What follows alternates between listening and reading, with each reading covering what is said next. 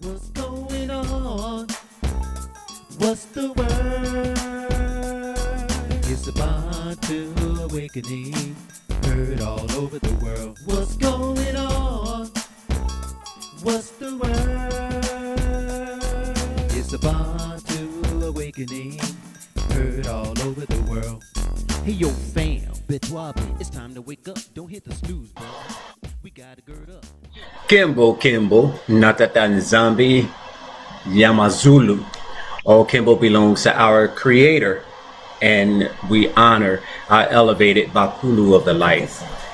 All right, family, we are back. Want to thank everyone that is with us on Zoom, and we're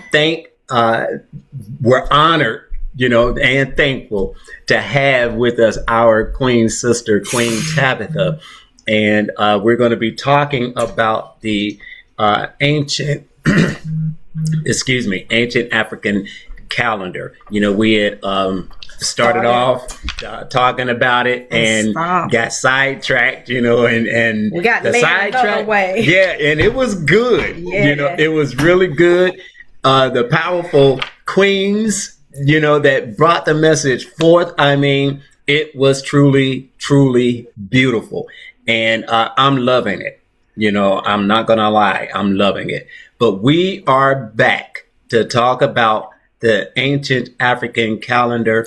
And, we are thankful for having Queen Tabitha with us again. So I want to apologize now, just in case our camera goes out, is loose. The cord is loose in the computer. So I'm going to have to look into, investing in another cord. So without any further ado, let us go ahead and get started.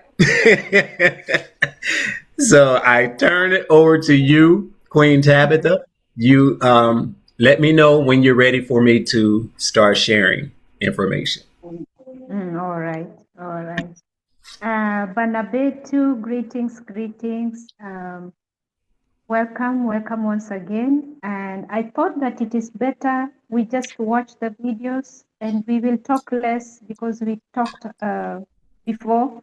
We know there are some people who cannot connect, when we chip in the middle, maybe they forgot what we said from the beginning. So we want to play the videos progressively so that at least you just catch up. And when we go to the discussion, at least there is something, when you're teaching, it's different from us who are like doing research. When you're doing research, your mind tells you, okay, look at this.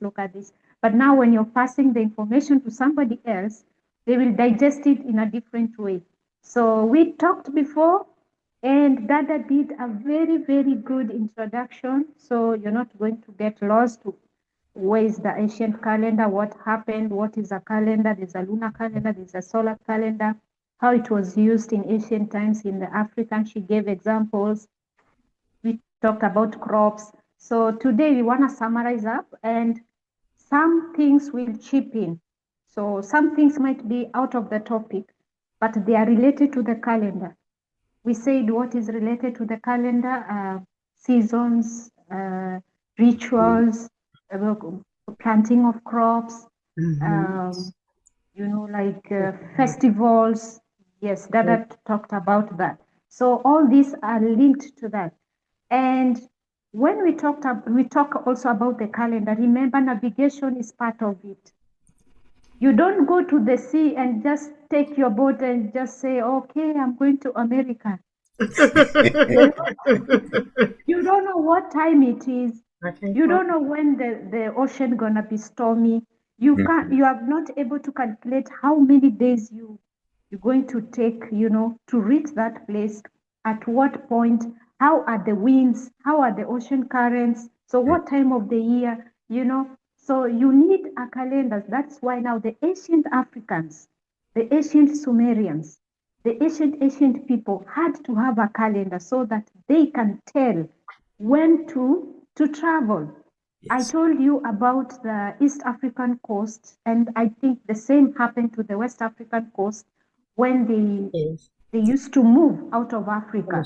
They will wait for the northwest winds, and then the northwest winds will help them sail to wherever they want to sail. And when they reach there, they need to wait for the other month, because they were using trade winds. Actually, they were called trade winds. So they have to wait again for the winds that will go to the other side and enter their boats, and the winds will help them reach faster. It will help their navigation. Can you imagine? I just came to find out that Africans had compasses. Really? Yes, that Africans had complex navigation tools. No white man, no archaeology, no historian wants to talk about this. But Van Wow. Santima, you know, Van Santima, I can listen to him the whole night, the whole day. He drops bombs and he's courageous. And you know, even if he was brought up in Guyana, he never grew up in Africa. He's fighting for his ancestors. He's fighting like, no, this is the truth. You can't say these people are primitive. You can't say this, you know. They had complex navigation aids, and this is what the Portuguese and the Spaniards stole from the Moors and the other people. And now they built their boats and started navigating. But we did navigate before them. We built boats and ships before them. Yes. And we navigated the whole world. And we are the people mentioned in scripture. The princes of the seas, the people who were sailing. And then what is another importance of the calendar?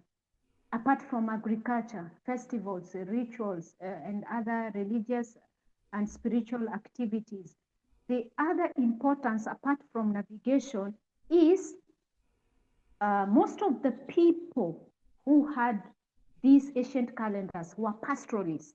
They were not only farmers, but they were pastoralists. So they needed to know, when is the weather, when are we going to move our animals, you know, to other pastures. The same way you have the great wild beast migration in Kenya. So these wild beasts are moving from Tanzania, Serengeti.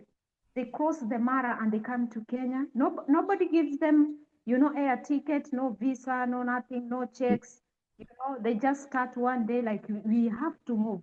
And an exodus begins. So that's why I always believe, and the exodus happened in Africa, because the animals show you that there is always an exodus. So for us, we were forced to settle, and boundaries were built. So we are used to settle wherever we are, but we used to keep moving. We used to keep moving. When we see persecution, disease, hunger, we keep moving. But our animals are still moving. Only the wild beast. We have birds, even we have birds that move from Africa, and some even fly to Europe and they come back. They fly. Some scientists found out all these things. And then we have, I think they are whales, not whales, yeah, I think whales, sharks, either of the two, that move from Tanzanian waters in the Indian Ocean. They come to the Kenyan waters, Indian Ocean, give birth, and then after that they go back. Then you ask, why are they doing this? You see, elephants, there are some elephants that move to a certain forest, give birth to their babies, and then come back to another place. You see, there's always been an exodus. And I came to learn that elephants use the same route. So they make a road and they make a trail. So when the grandmother elephant dies, the descendants will always know this is the way. Yes. And they will always follow that route. So you see, the migration in Africa is still happening. And you see, when the wild beasts are migrating, they don't migrate alone. They need the zebras, because the zebras have a good hearing. Oh, okay. So they accompany each other, because the others have powerful skills. You know, there is a balance. You get it? And you see these Yes. people are moving and these animals are moving in it. How did they know that the grass is green on the other side? You know, you see. Yeah. So the pastoralist, we are going to talk about the Borana, they are Cushitic. The Rendile, they are Cushitic. The Oromo, they are Cushitic. These people used an old calendar, and until today, some of them are still using the calendar, and they are pastoralists. The Rendile keep camels and livestock, and the others also keep livestock and all this. And Van Satima is going to tell you that 7,000 years before other people domesticated animals, animals were being domesticated in East Africa. 7,000 years before even the hunter and gatherer in Europe realized that, I can tame these animals. So the question is this: who has the ancient calendar? It's us. Uh-huh. It's the melanated people, because we are the first to say, we are the first to move in the waters. We are the first to domesticate animals. We needed a calendar. We are the first even to grow crops. Now, my question is, before we continue, where is Mesopotamia? You remember we talked about this, but I knew not everybody will believe, but I said, anyways, let's talk about this. Maybe one day it will make sense. Okay, where is Mesopotamia? They say Mesopotamia is where the first animals were domesticated, agriculture. Now I'm asking, if Africa was the first place animals were domesticated and agriculture, then where is the real Mesopotamia? Of course, where things started, isn't it? Because it was a fertile valley. Leave alone what they tell you, the Fertile Crescent. That one is a fake. Fertile Crescent, they tell you, Iraq, here is the Fertile Crescent, there is the Euphrates and the whatever. Okay, Fertile Crescent, okay. What about the real Mesopotamia? The real Mesopotamia is the Nile Valley. Yes. Yes. Why did you do this? Check the meaning of Meluha. Spell it. Meluha.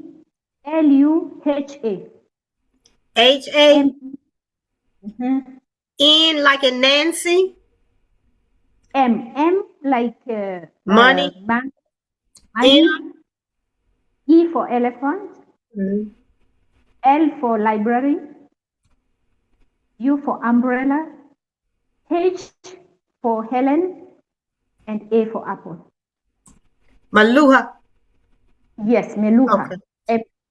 It says is a Sumerian name of a prominent trading partner of Sumer during the Middle Bronze Age.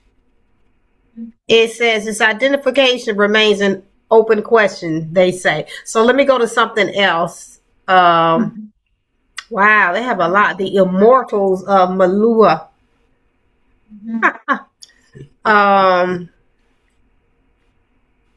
Does anything say Sumerian name for land east of Mesopotamia? Something like that? It says Sumerian texts repeatedly refer to 3 important centers with which they traded, and Malua is one of them.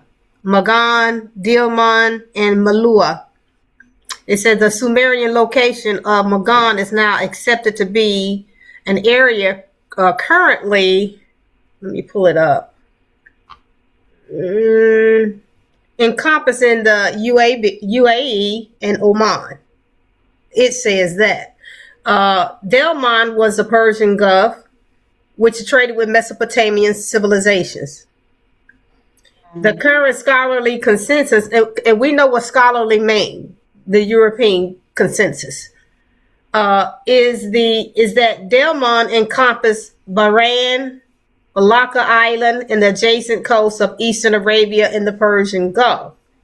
Yeah, they have made it up. That is made up. They have made it up because they are mentioning countries that never even existed before 1900, even 1950. So how can it be ancient and traded with those? Yeah. And they never existed. And they didn't exist during that time. Yes. Exactly. So they are lying. There are some descriptions that say, and Dr. Clyde Winters will explain to us, the Sumerian name for the land east of Mesopotamia was called Meluha, and the boats of East Africa were called Meluha, and Maga were the boats of Egypt. So the Sumerians called the East African boats Meluha, and the Meluha boats in the Nile Valley, okay, they sail. Okay, some say Meluha boats are in East Africa, and okay, they say Meluha boats are, Meluha is a land in Indus Valley. You know why they want to say Indus Valley? Because they want to relate Mesopotamia with Indus Valley. And Indus Valley, they will confuse you because Indus Valley is also called Kush. And then later on, they will tell you, you know very well that Kush is Mesopotamia. Of course, Kush is Mesopotamia, but which Kush are we talking about? The original Kush or the other lands that the Kushites explored? So let us talk about the original Kush. Yes. So the original Kush is East Africa. Not only is East Africa, most part of even Northern Africa. The Kushites dominated that area. So what we're saying is this.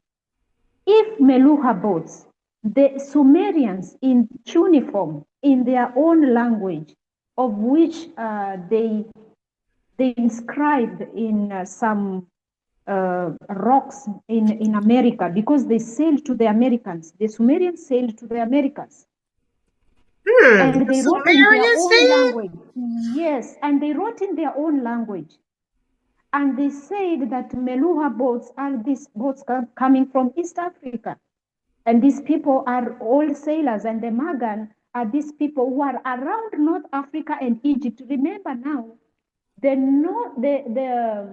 people in North Africa, that northern part of Africa, of which were melanated people, before the Greeks come in and the Romans. These people were sailing in the Mediterranean. You have people who had an Asian civilization called the Ma Confederacy, and these people would go to Europe and civilize Europe even before the Moors civilized Europe. There are some black people who had already gone to, and these people had complex navigation skills. So they will always tell you, you know, the Phoenicians, they were in the Mediterranean, but they don't want to But tell Dada, sorry, but when you said Phoenician, you have to go back and what they do is they start changing up words to confuse people and throw people off. So when you go and I looked this word up years ago, Phoenician is actually a Greek word for Canaanite. Yeah, yeah. That's all it is. And so they there were black people. And they were in Africa. Yes. What is the name of this guy who conquered the Roman king? I know his name starts with an S. I know you're talking about. He was the only black. He was a. Let me pull him up. An African who went to Europe and he conquered and he defeated the Romans. Septimius Severus. Talking about that one. Septimius. He was black. A Roman emperor. That is one of them, and there is another one. Hannibal. In a movie. Hannibal. Okay. And Hannibal is not his real name. They change things up and throw people off. That's why I tell people, our people, I don't care about nobody else, what they believe. My duty is to my community, which is my people.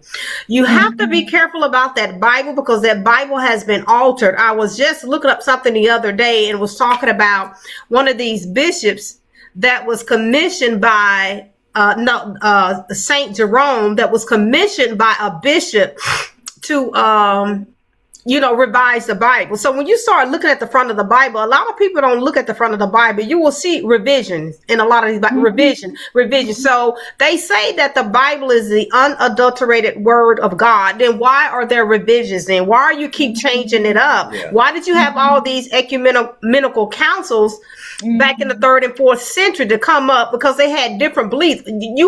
Today they just have one belief for Christians, right? Mm-hmm. But back then they believed different things. It was different sects of them, just like we have different religious affiliations. They had different Christian beliefs back then during the day until they came together for a consensus called by, what's that man's name? Constantine. Because not to get off topic, but real quick, their empire, the Roman Empire, was falling. They were imploding like what's happening in America today. It was being destroyed from the inside. And so he was trying to save it and to have something of continuity. And that's when they came up, with these councils and things to come up with, we believe this and we believe so they that. can agree, so that they can have a common agreement. Exactly. Yes. Exactly. So Hannibal was a Canaanite, and Hannibal, how did he cross to go to Europe? He will use the Mediterranean, and so it means for him to be a warrior, to leave Africa and go defeat people, he had to cross the Mediterranean. So he had to be a warrior, he had to be a sailor, he had to be all this. So, Mm-hmm. they lie too much. Oh yeah, So they're good at it. The Magan were North African and Egyptian ships, and these that were in the east coast of Africa, the Cushitic coast, let's call it, not Indian Ocean, but the Ethiopian Ocean, the Cushitic, the African, whatever you will call it. It was our ocean that is related to the continent. So they called them Meluha. So the Sumerians themselves say these guys were sailing, these guys are bored, these guys have sailed to America. And then who are you to come in the 19th century, in the 15th century, with your Spaniard exploration, with your Columbus, and then lie to the people in broad daylight, and then say, these black people, they came here as slaves in 1619. They had never sailed. They had never gone to other lands. They don't know anything. They don't have any civilization. It's very, very wrong. It's very wrong. So let our people wake up. So we will come to that topic of Mesopotamia later on, but you know very well, whatever also they are saying, that the Sumerians said the Meluha was also a land. It was also a land that was east of Mesopotamia. Okay. But how come the East African boats that are in a place called Meluha again are going to the east of Mesopotamia? They have clearly told you it's a land east of Mesopotamia. Meluha is a land east of Mesopotamia. So look at Meluha. I found it, Dada, where it says Meluha was located to the east of Mesopotamia. Now they're saying specifically associated with the Indus, like you said, the Indus Valley civilization, but they said it was east of Mesopotamia. It was a prominent trading partner of Sumer during the Middle Bronze Age. All right. Who were traders in those ages? Who were the prominent traders in those times? So they want to name the modern countries that are over here? No. So who are the sailors we said, the early sailors? And why did they sail in the first place? They sailed because of trade. The reason for sailing, why would you leave your... Okay, if you sail, it means if you get in a boat, either you're going to fish or your relatives are living on the other side of the river or the other side of the lake and you're going to visit, so you need to... But the commercial purpose of sailing is trade. Why would you cross oceans and then no profit? You just exploration? No. So if we are the first people to sail, then we are the first people even to trade with these Sumerians. We are the first people because we had the boats. And then this land in East Africa is called Meluha. So east of Mesopotamia is Meluha. Then where is Mesopotamia? If Meluha, the original one, is in East Africa, where is Mesopotamia? Mesopotamia is the Nile Valley, not the Indus Valley. If you just join the dots, it is the Nile Valley, not the Indus Valley. Yes, the Kushans did go to the Indus Valley. Now the Sumerians are going to tell us the truth. And these people thought that we will not connect the dots. A day will not come and we will connect the dots. Okay, let's go to the videos real quick, and then if we need to chip in, we can stop. But first of all, let's get in. Okay. So that our viewers will get the knowledge and digest by themselves. And if possible, Yaya, you can link those videos. You can link them up for them to go, and revisit and check one by one and study by themselves. Okay. Yeah. I'll do that for them to see. Yes. Just bear with me in between videos. Because I had to pull them up. She had sent them to my email. So this is the first one here. Okay, let me get the sound going. Sorry. Before the coming of Columbus was a far more What is the main idea in your book, They Came Before Columbus? The main idea in my book is to show that early America before the coming of Columbus, was a far more complex society than people imagined, and that it involved Africans. Africans came in here. They came in on several occasions. Sometimes these were accidents. Sometimes they were on purpose, and that they had an influence, an actual impact, an influence upon the formation of certain American civilizations. When we say pre-Columbus period, what are we talking about? I'm talking about long before 1492. It is absurd, and only fools can still believe that Columbus discovered the Americas in 1492. In fact, Columbus never even came to this continent. Columbus wandered about in the Caribbean islands, just on the very edge of the great civilizations. Shocked. Don't be. It is true. The fact. What is the main idea in your book? And you know what? There's documentation too, Dada. When he came, we know now, many of us, that he didn't come to America. And also it is well documented that 1,000 to 2,000 years prior to Columbus supposedly coming over here, it was the Africans that was over here thousands of years before they even came. And when they came to the Caribbean, just like everybody else that are friendly and warm and inviting, they were friendly towards the Europeans, who killed them off first by way of disease, because all diseases practically come from Europe.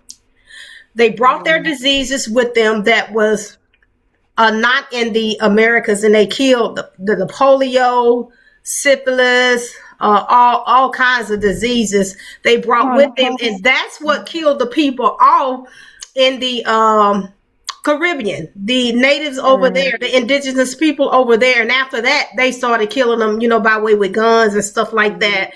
And then the same thing in America. It even happened in Africa, where they brought the diseases over there. Even hepatitis, I do believe, is one disease that they brought to Africa. So most of what killed off people first were their diseases that they brought, because of their lifestyle, how they live. When you research it, you'll see that they even use urine to brush their teeth. They thought it was taboo to even bathe. Their queen, what was her name? Isabella. She said she bathed 2 times in her life, when she was born and when she was married. Oh gosh. They slept with their animals. So you had all of this, and you had the black Moors that came in and taught them, hey, you're getting sick. You need to separate yourself and stop sleeping with your animals and, living around your animals. They brought in commodes, the black people. They brought in lights. They brought in the universities. They're the one that brought the universities to Africa. And they also told them that you need to educate your women because they were not allowing them to be educated. Yep. So yeah, we need to dispel all these lies. You know, so many of our people are so still disillusioned and believe in the lies that have been told to us. Yeah, very true. Now, I don't know personally, but I have even heard that even a lot of Beckies today don't like to bathe. Well, there's a lot of videos that have been surfacing where they're saying Caucasian. You know, everybody I see, just from listening to people, going back to the state of who they really are. You have the great awakening that's happening amongst Black people, you know, African people and people of African descent. You know, in the diaspora on the continent, what we call awakening, the great awakening. And so I have seen a lot of videos where they're coming out saying, you know, I only bathe once a week, or, you know, I only bathe my children once a week. And oh man, really? So they're saying they don't need to. So it's like they forgot what our ancestors taught them, and they're going back, reverting back to their old ways as we are going back to our way. So it's you see a slow shift of elevation and descent is what's happening. That's why they didn't like Van Satima and Dr. Clyde, because they were telling them the truth as it is. yeah. And also they fought him back and forth. Before he succeeded writing that book, he came before Columbus, it was a war. Yeah, it was a war. All right. Okay. So, Yeah, where did you reach? I pulled up the others. Okay, I'm sorry. Let me go back here because it's I got them pulled up. All right.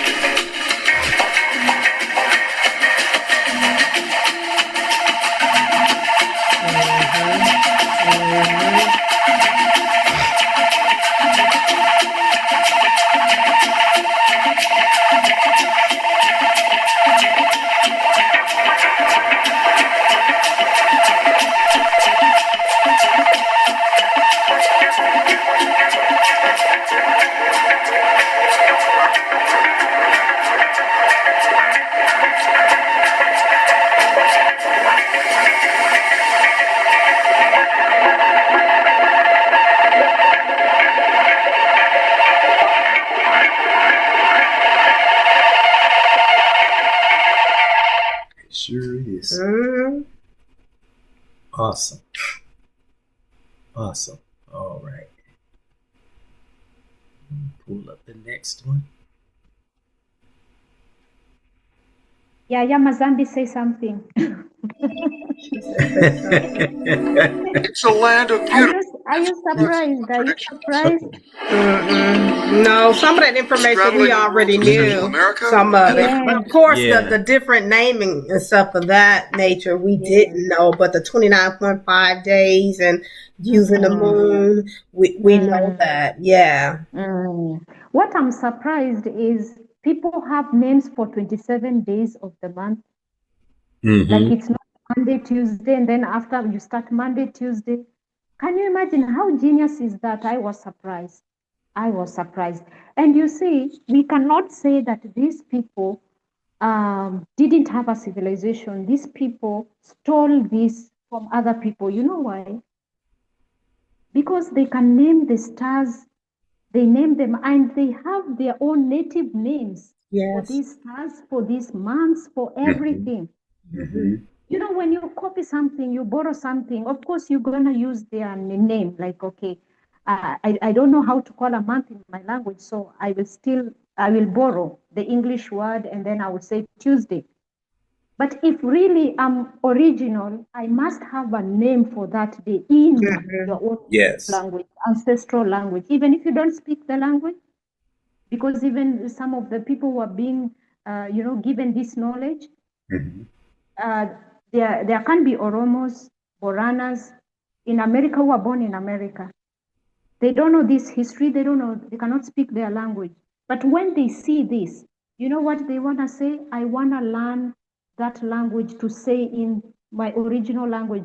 My ancestral, even though they cannot speak their native language because they grew up maybe in America or in Australia, because Africans now are, in diaspora all over the place. When they see this, they want to say, you know what? That is my ancestral. That is what I want the African American, the Caribbean American to say. This is my ancestral property. Yes. Reclaim it. Yes. Reclaim it. Yes. It's from your ancestors. You see? So knowledge is power. You see, that is really very powerful. Yeah, when you come to Kenya, you can go in the north, you'll meet the Borana people still living a pastoral life, but they had all this knowledge, and they inherited from their forefathers, the ancient Kushites. Yeah. Okay, we go to the next. Yeah, as you were saying it, I can agree with you, because I said to myself, I want to learn this, so I'm going to have to go back and, replay that video, is very powerful. It is. And I'm quite sure they had meanings for all of those days, versus here in the West where they just have 7 days. And, they even changed that up. Do you, ManzambiZola, and Brother Randall, do you all remember when we were taught years ago that Sunday was the first day of the week? Do y'all remember that? Yep. Yep, I remember. So what are they saying now that teaching the kids? What are they saying now is the first day of the week? I think they're saying Monday. They said Monday, but when we were younger, we were taught Sunday was the first day of the week. So you see how they always are constantly changing things to fit their narrative, just like they're doing. I don't know if you're aware, Dada, here in America, they are erasing Black history in America.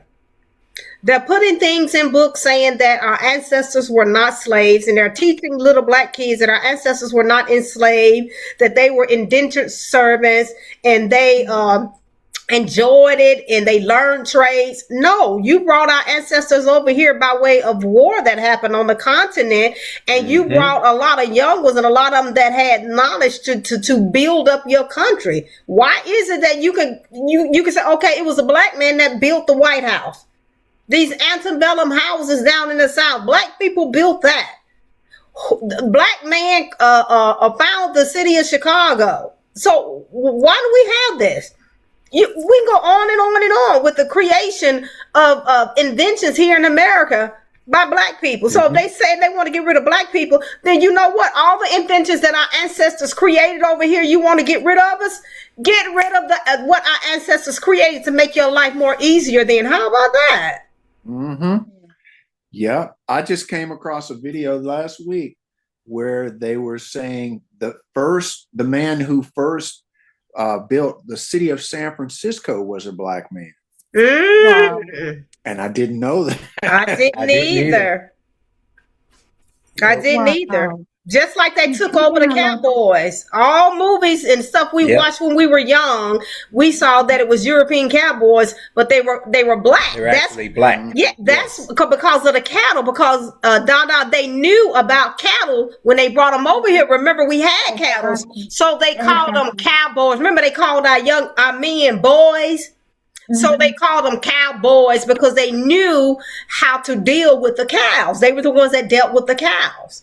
And real quick too, you know, talking about the cowboys, they want to say that the cowboys were gay. That's not true. Theirs may work. Theirs probably were. Yeah. Yes. Okay. But see, we don't play that stuff. They're crazy. They're yes. wicked. You know, and like you said, they lie a lot. The father lies. The moment they open their mouth, get ready for a lie to come out. Oh, you know something else I found out? You know how they claim the Texas Longhorn, you know, the cow or the big Longhorn cow? The steer, I think it's called. Yes.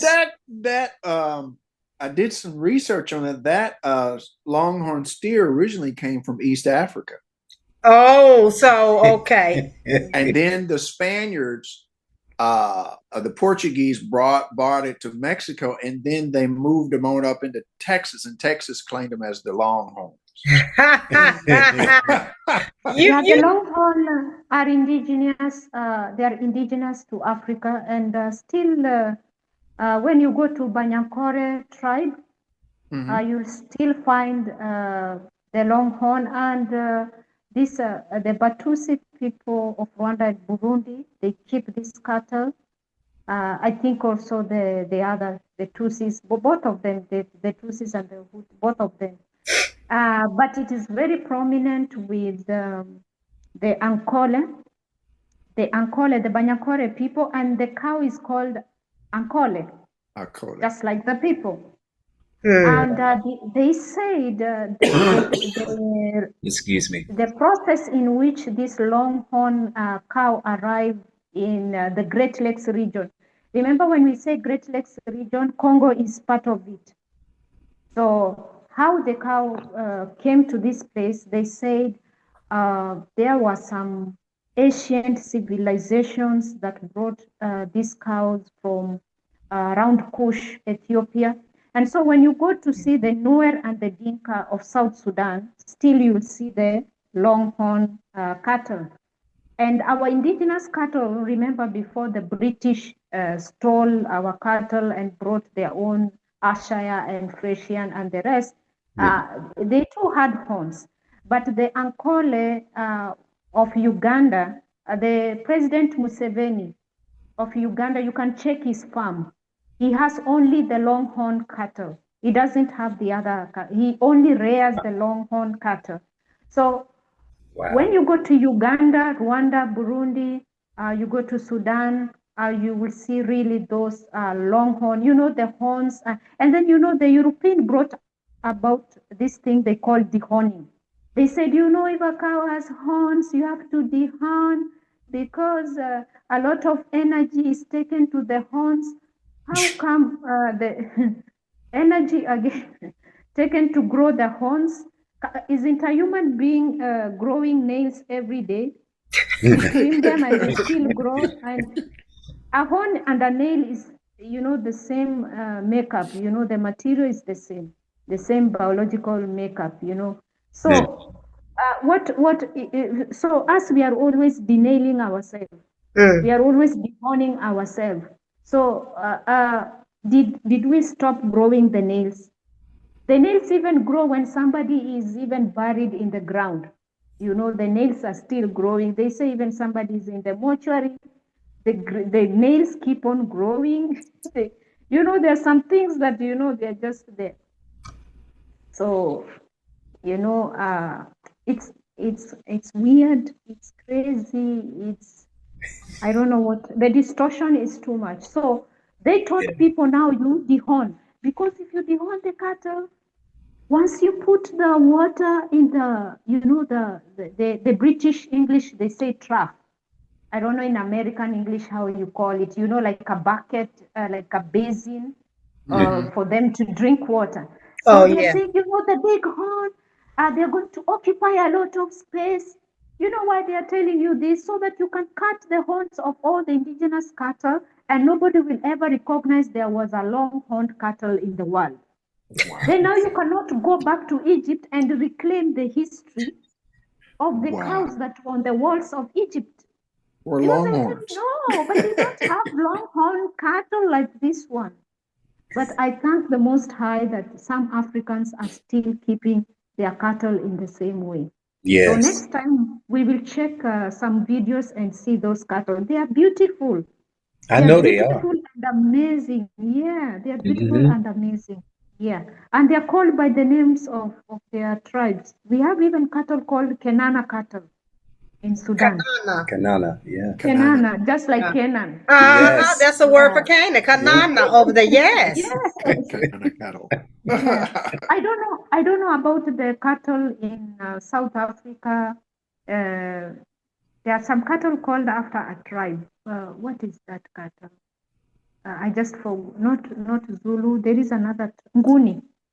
The Nguni cattle. Nguni cattle. Yes, it's also called after the people. Yeah. Yes. So, and then we have the Borana.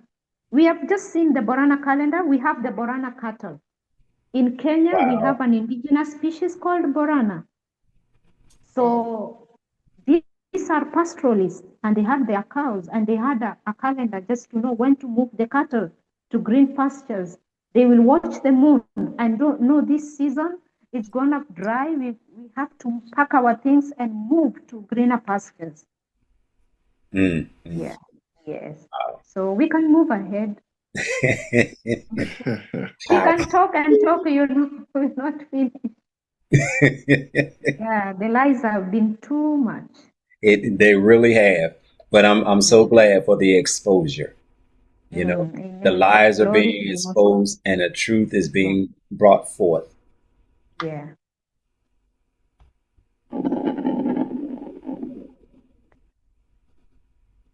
Racism started to creep in with the Romans. And then later on, when Africa was conquered, then racism became right because it was necessary to prove blacks were inferior in order to keep them down. Because if people think they're equal, they're going to fight you. If they're inferior, they're going to stay still. Okay, because they're going to take it as God's will that they should operate in that way. Okay, so that these were later developments. Okay, and in terms of the Americas, Africans, In American presence. Yes. Now, I'm the first person to write a book establishing there were Africans in America before Columbus. I came upon this by accident, and I didn't believe it at first. Because I first came to this country 25 years ago, and I saw a book, African, the Discovery of America. I was influenced by the linguistics, because at that time I was a linguist. I just compiled the Swahili Dictionary of Legal Terms. I was in East Africa for a year, and I compiled the Swahili Dictionary of Legal Terms. I was fascinated by finding African words in early America, as this man Leowino claimed, etc. But that wasn't enough. So I actually began attacking the thesis. I didn't believe it. And I wrote an essay for Random House, and I said, if anyone could show me the picture of an African in America before Columbus, I would begin to believe. And a week later, to my astonishment, a man called Charles Harris at Random House called me and said, something strange has happened on my desk. You ended your article by saying, if anyone can show me the African American before Columbus, I would begin to believe. And I turned the page, and there was a picture of an African American before Columbus. Because John Williams, the African American novelist, had gone to Mexico, met a strange German named von Wutenow.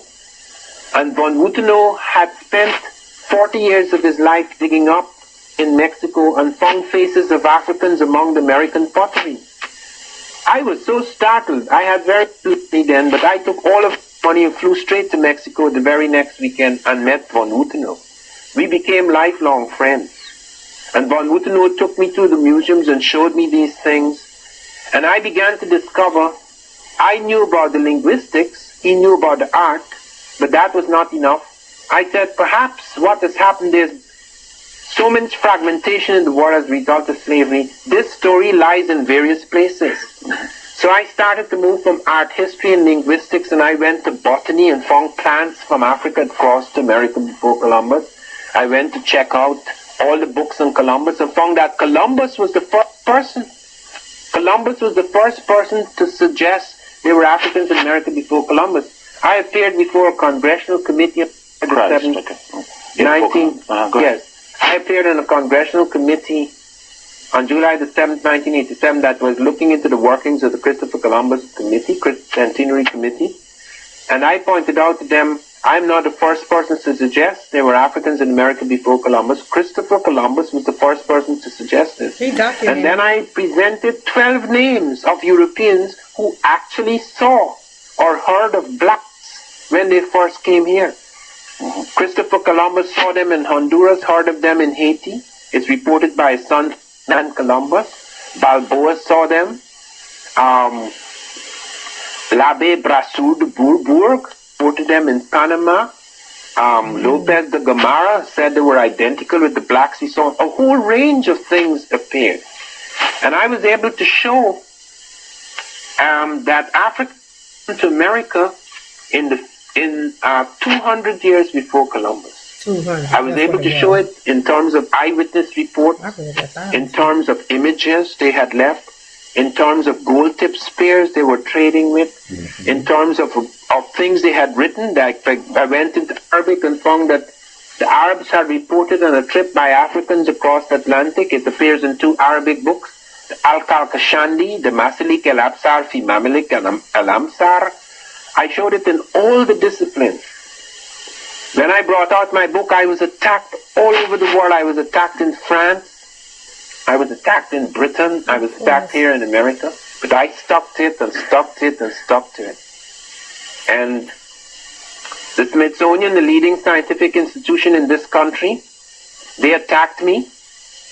16 years later, they allowed me to speak. And they were startled by how much evidence I had, because they never bothered to listen. They never read the book. They never saw the new evidence.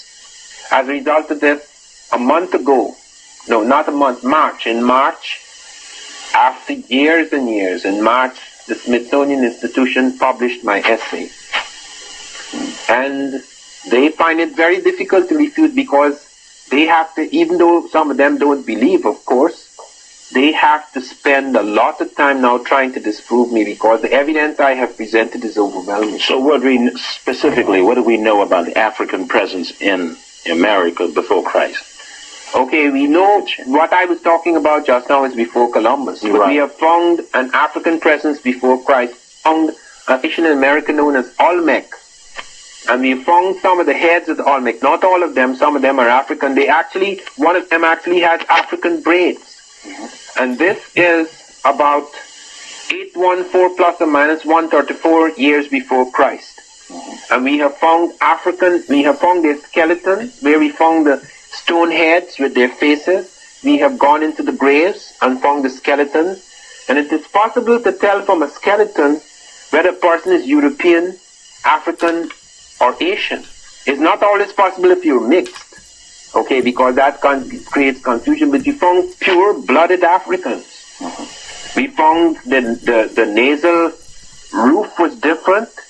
The bone of the head bone was different. The structure of the jaw was different. The length of the body was different. Relationship of limbs different, etc. So we found this racial type in the graves, apart from the clay sculptures of them and the stone sculptures of them. So this is about 800 years. Yes, 800 years before Christ. Before Christ. Yes. Africans in the Americas. Yes. Specifically, this would be where? Okay, this is that we found it in 3 places. We found it at La Venta. We found it at Tres Zapotes. We found it in another one of their capitals, La Ventatres, the port of San Lorenzo. So we're talking about Mexico. Yes, Mexico. Okay. Well, Mexico was America.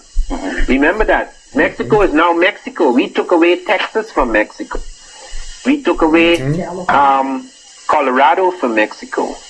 We took away part of Canada from Mexico. All of that was Mexico. So Mexico was larger than the present United States. The United States is only a few hundred years old. So the period we're talking about, Mexico meant America.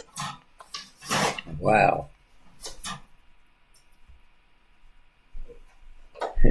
So, in lieu of what he's saying, can you all hear me okay? Yes, Dada. Yes. I read an article not long ago, and I think I shared it in our group, Brother Randall. They said they found skeletal remains that are Africoid, meaning African, here in America, Americas, way older than what they refer to as the Native Americans. This is their documentation. And when we were in not Africa, we were in Mexico, and we went to the what's those places called? People go say The mounds. the Mayan ruins. Mayan ruins. We went to yes. one of them because there's several of them, and you can hire a historian as you go around to tell you about the different ones. And I'm a historian. I love history. So I told my husband, I don't want to come here and just look and don't know what I'm looking at. I want history. So we hired a historian. And when he started talking, I heard nothing but African spirituality. And I'm like, he's talking African spirituality. And he's just going on, just talking about the moon and how they build stuff to track the moon and the time. And I stopped and I said, the Africans did the same thing. And he said, yeah, I think I still got that video, even though I got a new phone. He said, yeah, I do. It's on TikTok, I think. He said, Africa is home. Everything came from Africa. Now, this is a Mexican. And I asked him, I said, where did you learn all this information? Because he got all their history. And he started speaking their native language, the Mayans. That they spoke, and he spoke just like the Khoi people in Africa with the clicks. And me and ManzambiZola, we just got chills as he started speaking. And I said, do you know they use clicks in South Africa? And he said, yeah, everything comes from Africa. Africa is home. And the female was in Tanzania also you have the Hadza. They speak with kids. Yes, I saw them too. Yes. And it was we saw before we went there, it was a gentleman that was a taxi driver. And I just, y'all know me, I don't meet strangers. So I asked him, I said, where your ancestors at? I said, where are the Mayans? Because they taught us in school. What did they teach us, Brother Rand, about the Mayans? They were all dead. They were gone.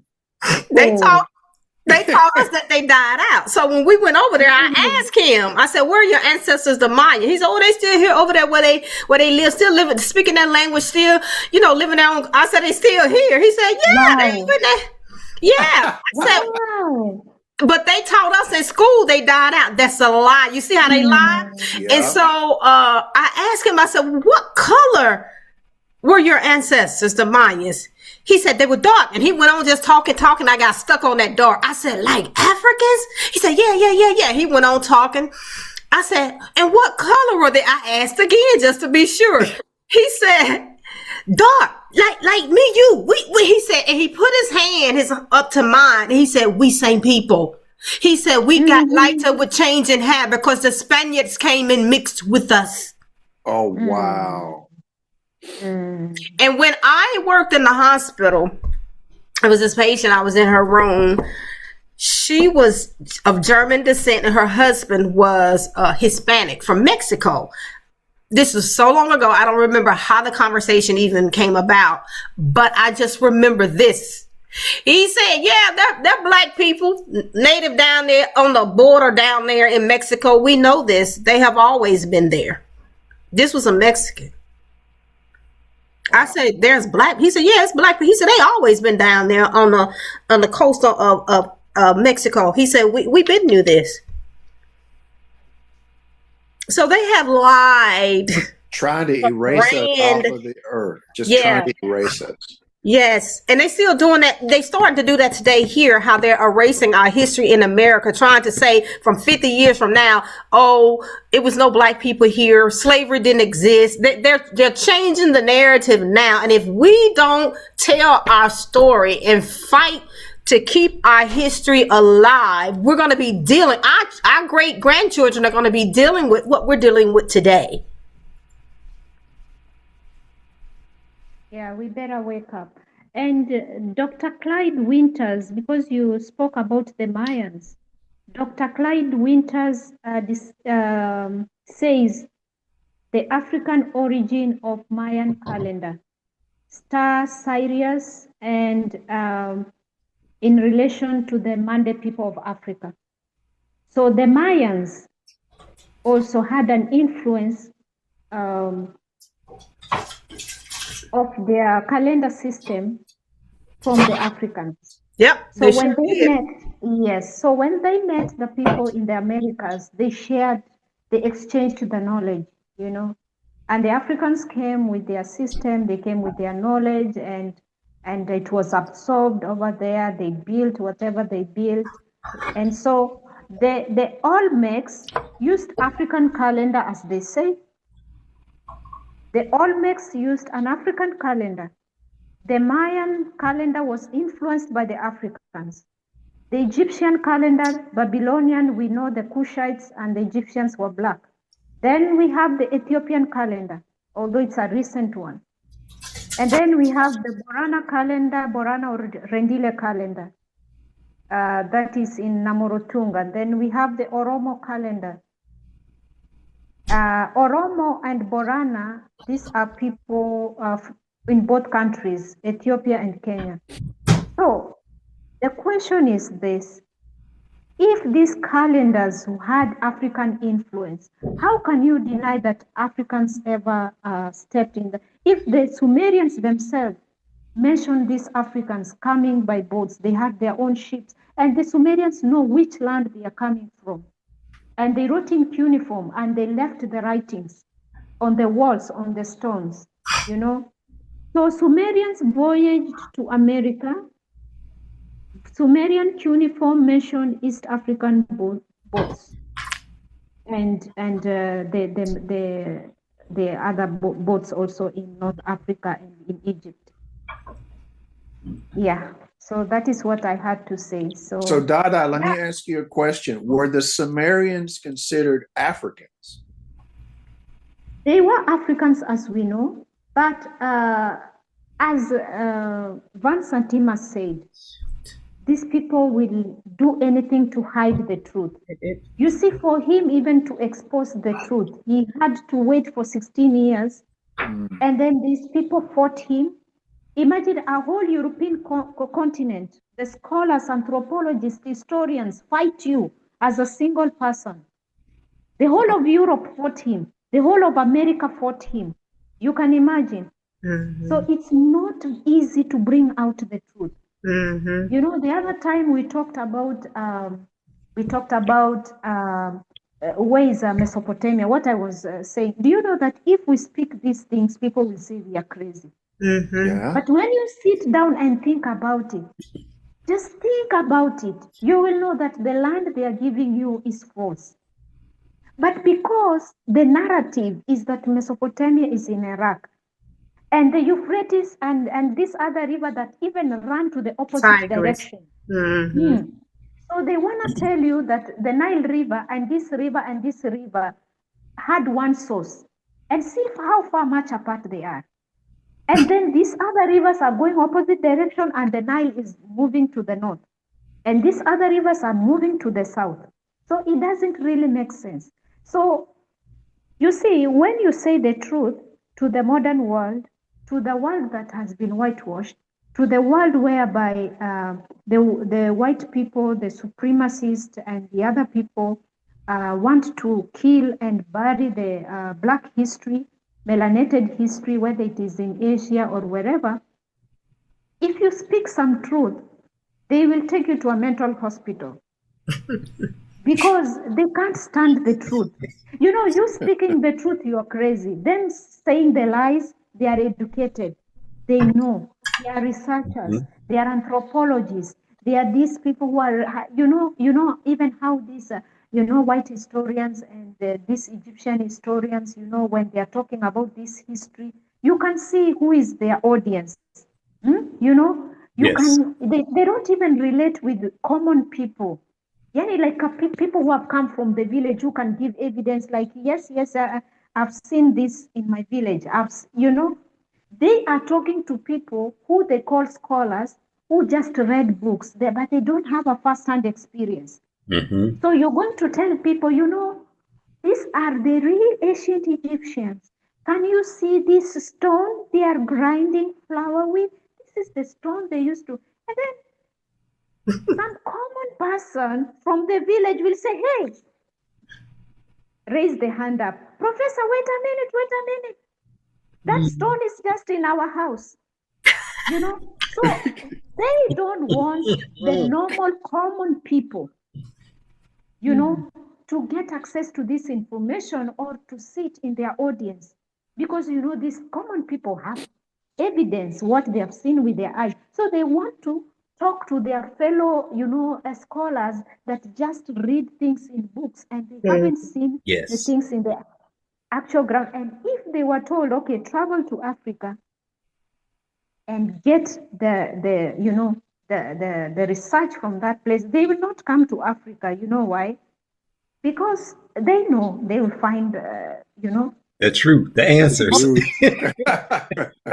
they just want to rely on what their racist supremacists wrote in the books.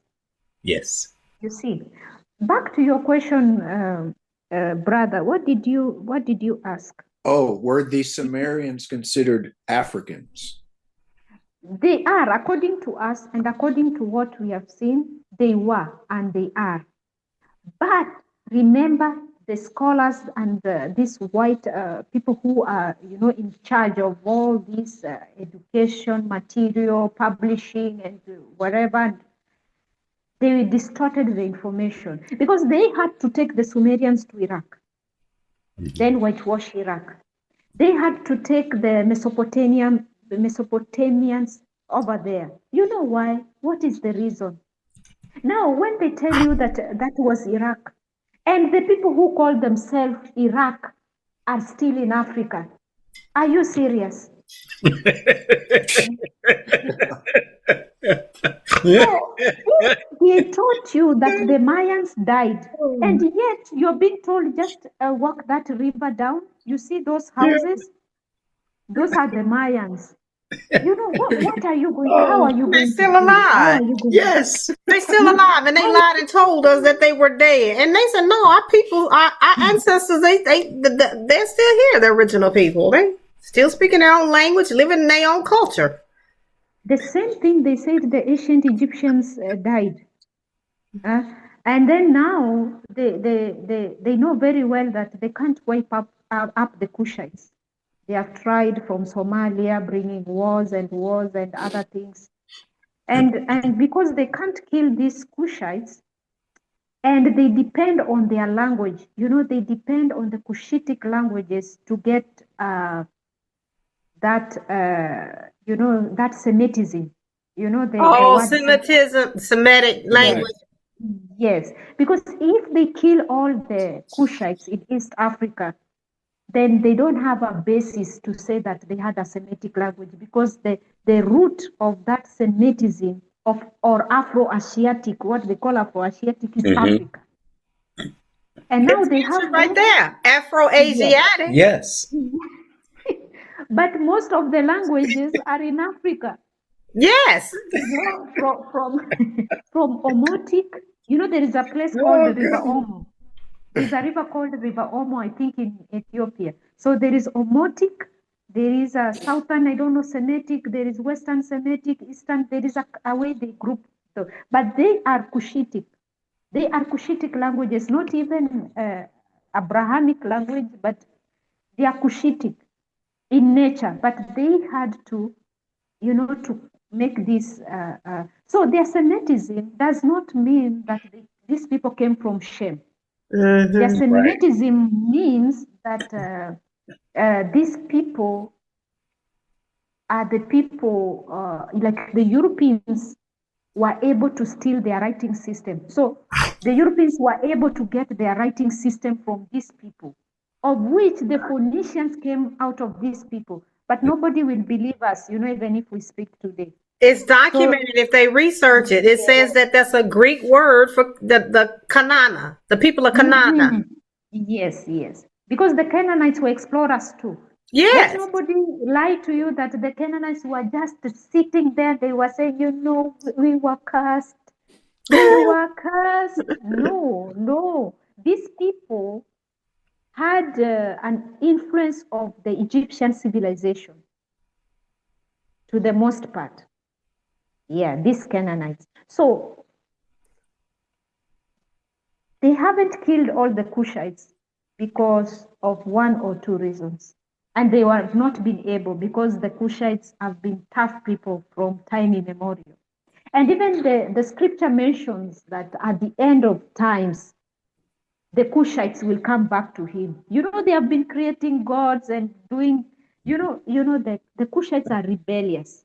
They have been rebelling against the Most High. They say, okay, you Most High and your people, you said, you told your people to do this, as we're going to do the opposite. And he allows them.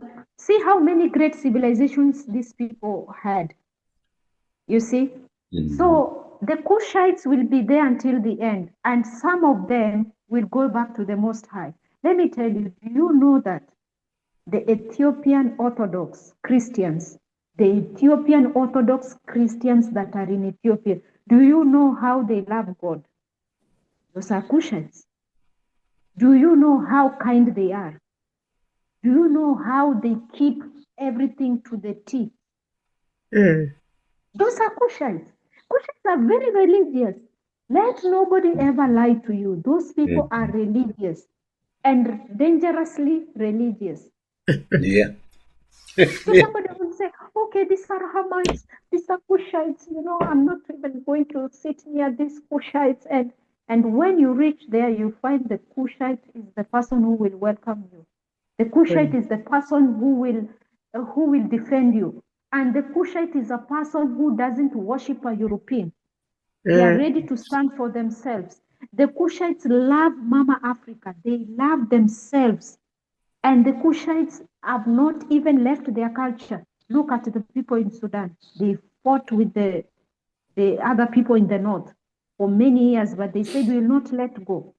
Our culture, our beads, our clothes, and everything, our cattle will remain. We will build our mud houses and live there. Whatever you say, you say. We will not leave our culture. Same thing with the other Cushitic people. And the Arabs are helping with the West. I guess they're helping them, but I know they're the one that's keeping the unrest that's going on, and it's coming out more in Sudan because they want to get those resources there. Well, they want the land because they're getting overcrowded. I understand over there in Dubai and those areas over there. They say it's becoming crowded because they have promoted, a certain type of lifestyle. So many people have moved over there. And so now they need more land. They're running out of land and spaces to live. And plus it's just a dry desert.